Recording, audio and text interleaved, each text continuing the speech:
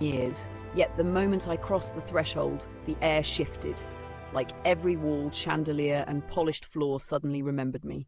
I held Caleb's hand on my left, and in my right arm, I balanced Look, Noah, Mijo, my they are youngest. playing our song. My twin girls, Naya and Let's Nori, go, mommy, skipped let's ahead, their dance. dresses swaying like petals. Caleb whispered, "You don't have to do this, Mara." "I know," I murmured, "but I want to." We walked deeper into the venue, and whispers rose like smoke. "Is that her?" She came with kids, heads turned. Someone dropped a fork. Someone gasped. A few clutched their pearls as if I were a ghost entering my own funeral. But I didn't shrink. I didn't bend. I was there because the last chapter of a story I never wanted needed to end with me, not without me. At the front of the room, beneath an arch of lilies, stood Liam Carter, my ex-husband. Beside him, glowing in a glittering white dress and malice, was Tasha Milton. My past and my pain stood together, exchanging smirks. And I, finally whole, walked toward them. "You need to leave, now." I smiled at the bride and said 5 words that shattered her world. "Ask him about the paternity test." Her champagne glass slipped. 300 guests went silent. Liam looked like he'd seen a ghost. But I wasn't a ghost. I was the woman he tried to erase. The woman he stole $15,000 from. The woman he blamed for being barren while I stood there with my triplets. My name is Mara Alston, and this is the day I crashed my ex's wedding and exposed every lie he ever told. Let me rewind. 6 weeks earlier, I was feeding my twins when an email pinged. Gold border, fancy script. "Mr. Liam Carter and Miss Tasha Milton request the honour." I burst out laughing. Caleb walked in. "What's funny?" "Liam's getting married, and he invited me." His eyebrows shot up. "The ex who stole your savings, cheated with his baby mama, blamed you for being infertile, though he was the one who couldn't have kids, then threw divorce papers at you? That one?" "Yep.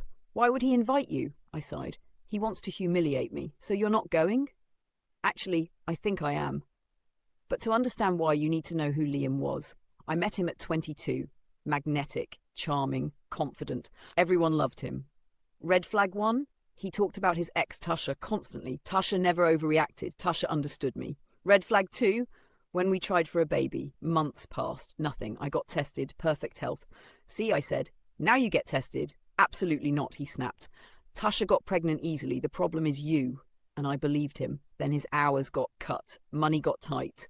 One night he said, "Ronald wants to open a laundromat chain. If we invest now, we'll be rich." "How much?" $14,500. My entire savings. "Don't you trust me?" he guilted. I gave him everything. The business exploded. Money poured in. Liam transformed. New clothes, late nights, perfume that wasn't mine. "Why are you suffocating me?" he'd snap. Then one day I came home early. Tasha's car in the driveway. Laughter from our bedroom. Tasha on our bed, wearing my robe.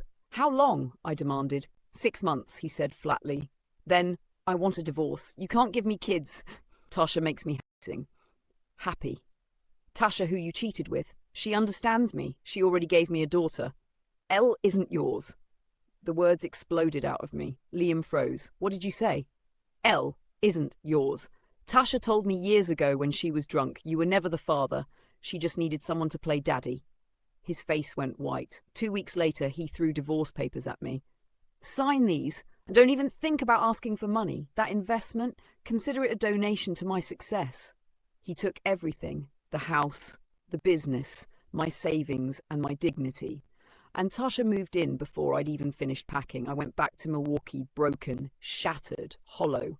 I moved in with my grandmother, who was sick and needed help. Depression hit hard. Some days I couldn't get out of bed.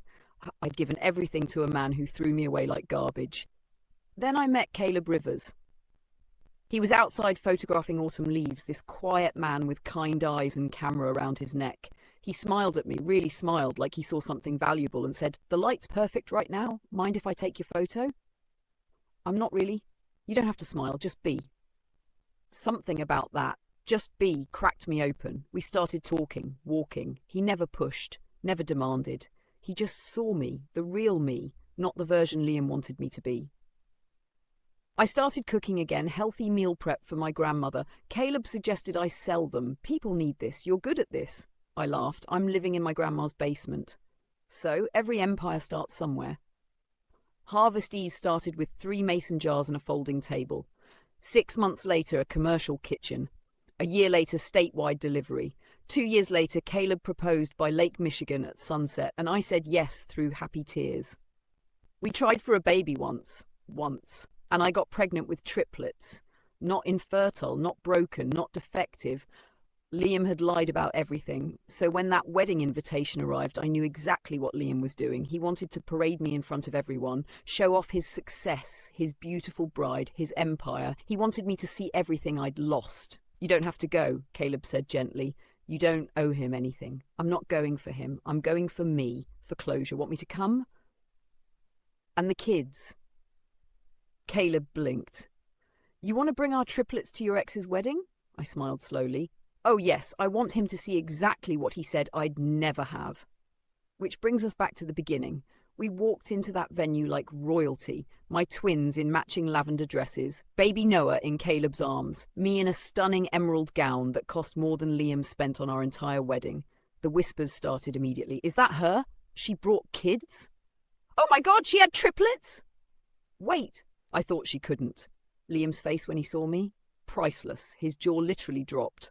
Tasha grabbed his arm, claws out, glaring at me like I'd committed a crime. We took our seats.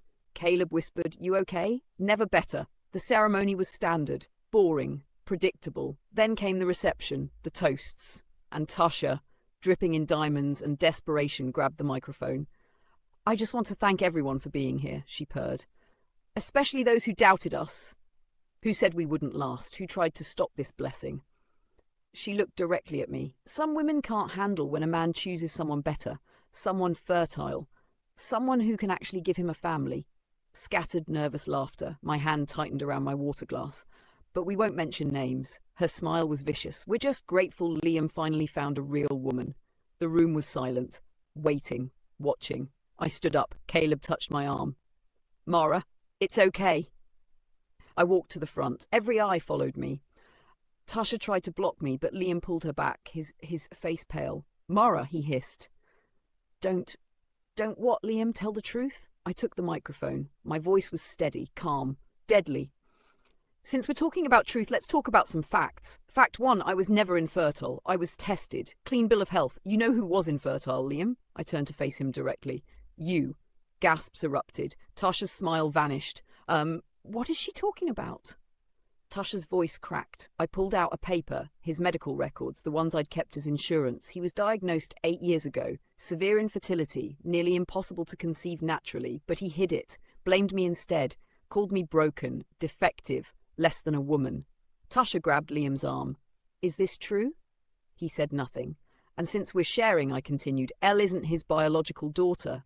Paternity test is right here too. I held up another document. The room exploded in whispers. You're lying, Tasha screamed. Am I? Ask him. Ask him why he never questioned it, why he never pushed for a test. He knew, Tasha. He always knew. Liam's face was grey. Sweat poured down his temples. And the business empire you're so proud of. The seed money was mine. My $14,500. My savings. He stole it during the divorce. Called it a donation. I pulled out bank statements, transfer receipts, everything. I have lawyers ready to file tomorrow. But I thought I'd give you both a wedding gift first. The truth. Tasha collapsed into a chair, hyperventilating. Liam stood frozen, destroyed. No one stole your husband, Tasha, I said softly. I handed him to you, damaged goods and all. I placed the microphone down. Congratulations on your marriage. I hope it lasts longer than his lies.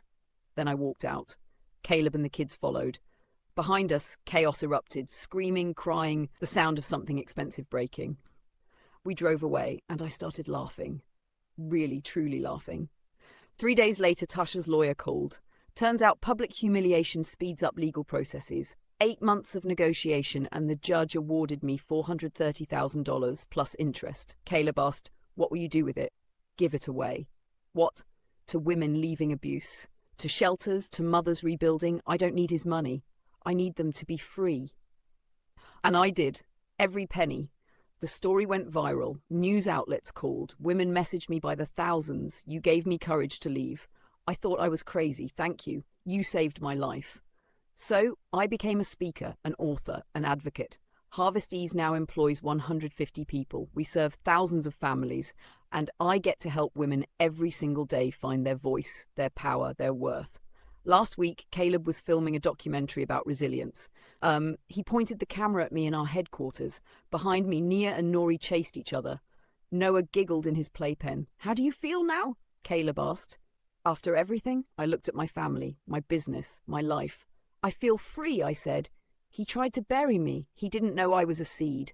Oh, and Liam, last I heard, Tasha left him, took half the business, married his former business partner Ronald. Karma doesn't miss.